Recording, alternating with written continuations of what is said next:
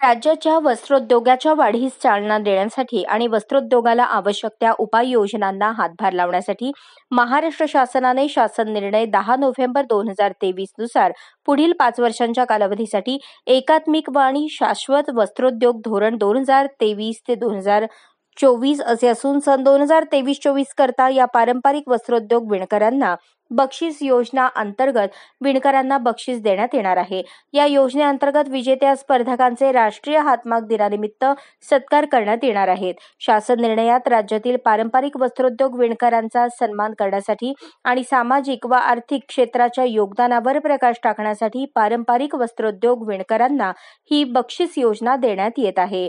सदर योजनेअंतर्गत 5 पारंपरिक पैठणी साडी, हिमरू शाल, करवत काठी साडी, घोंगडी, खण फॅब्रिक या वस्त्रोद्योग क्षेत्रातील सर्वोत्कृष्ट डिझाईन्सचा राष्ट्रीय हातमाग दिनानिमित्त सत्कार करण्यात येणार असून पहिल्या, दुसऱ्या आणि तिसऱ्या क्रमांकाला अनुक्रमे 20,000, 15,000 आणि 10,000 रुपये बक्षीस देण्यात येणार आहे।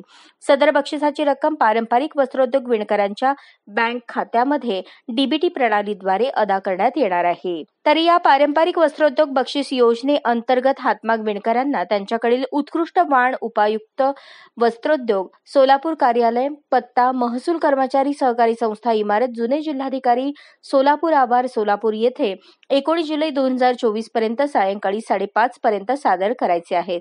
तसेच या भागातील जास्तीत जास्त विणकर, खाजगी सहकारी संस्था, महामंडळ, महासंघाचे स्वयंसेवी संस्था, गट यांनी मोठ्या संख्येने सहभाग घ्यावा असे आवाहन वस्त्रोद्योगचे प्रादेशिक उपायुक्त चंद्रकांत टिकुळे यांनी केले आहे। अशाच नवनवीन अपडेटसाठी जनता राज्य न्यूज चॅनलला सबस्क्राइब करा, लाईक करा आणि शेअर करायला विसरू नका।